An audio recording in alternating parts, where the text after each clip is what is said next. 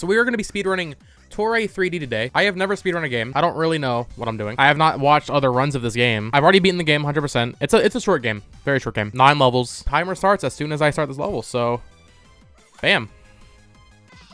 Let's go. Back in 2014, I became enamored with speedruns.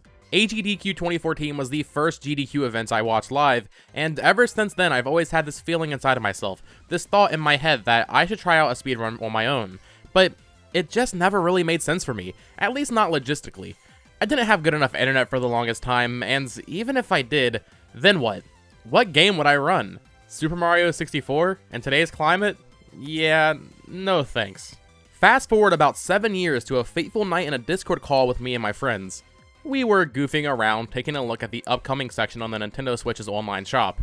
We noticed some naughty anime games and some other truly well-crafted masterpieces, but one game stuck out to me. It was a 3D platformer called Toree 3D, and it was only $1. It had a chunky art style reminiscent of a Nintendo 64 game, or more precisely, a Nintendo 64 game remade for the Nintendo DS. It was as if I was looking back through a portal, back to 2007, when handheld games just looked like this.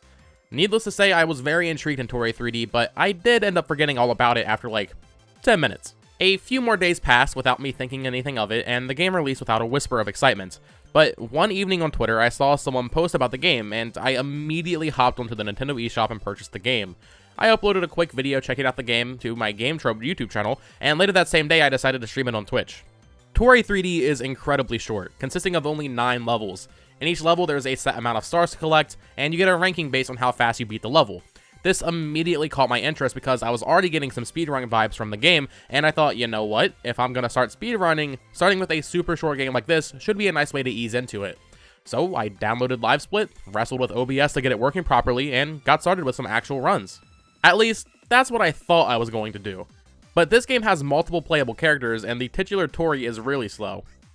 Really slow. There's 2 unlockable characters you can get, Tasty, a bowl of ramen from Siaktro's other game called Tasty Ramen, how fitting, and MacBat, another character from a different game the team made called MacBat 64.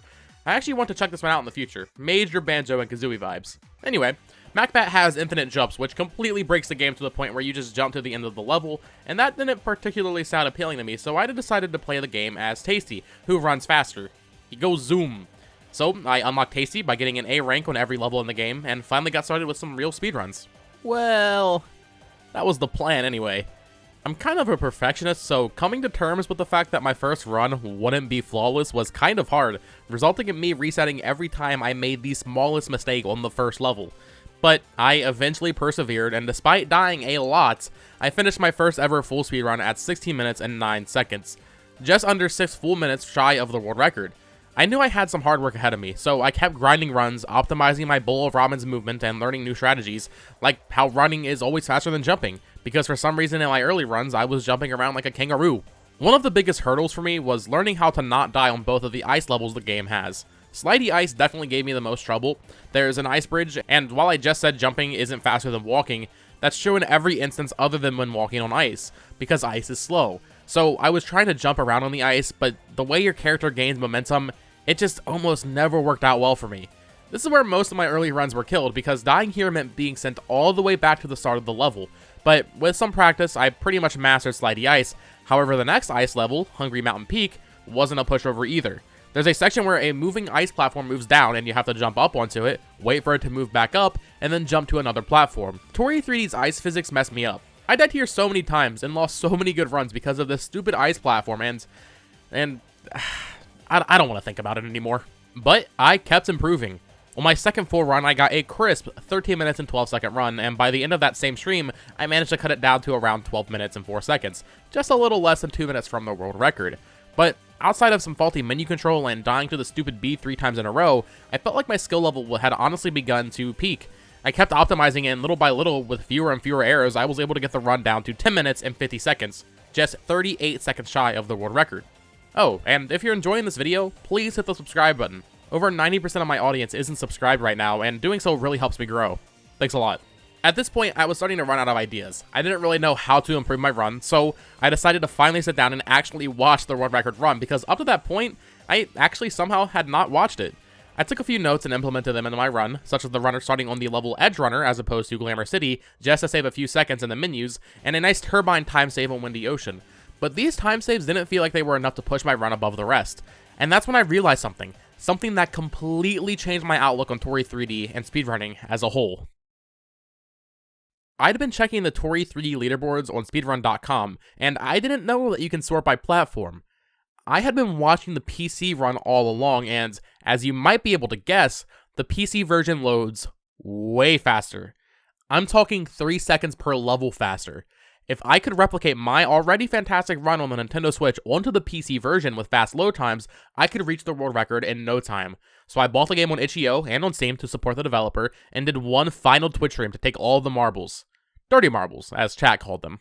See, last time, okay, so this works, but last time I tried the PS5 controller, the camera was wonky. Yeah, it does that. Why the f*** is it doing that? Why is PC like this? I don't know if... Dude, there's something with the control sticks. The control sticks feel, like, off. I was having a ton of technical issues, from live split windows opening on the wrong monitor, to the game not opening on the right monitor, and most notably, my Xbox Series X controller just did not feel right. Something about the way Tasty was turning felt awful, felt sluggish, and I was dying left and right in a game I had, for all intents and purposes, already mastered on another platform. I was frustrated, I was worn out, but most importantly, I was relieved. My goal with Toree 3D from the start was to get a world record run, but with so many characters and so many categories, doing all of them just wouldn't be possible. And what I had realized that day was that I already had gotten a world record. I had gotten a world record with my first run that I finished in 16 minutes a week prior, because there were no submitted times for the category I was running on speedrun.com for the Nintendo Switch version. So, while I may not have taken the mantle away from Rare-like on the PC version, on the Nintendo Switch version, I was the first person to submit a run in the tasty, glitchless any percent category, and I think that's more special to me now. This game is a real hidden gem, and while it might not be the longest game or offer the most variety, it gave me my first speedrun experience, and for a single US dollar, that's pretty good. I'm happy with where my time is at now, and I implore you to all check out the game and support the developers, because this cute little game about a bird trying to get his ice cream back from a Death Reaper deserves the love. Thanks for watching, everybody.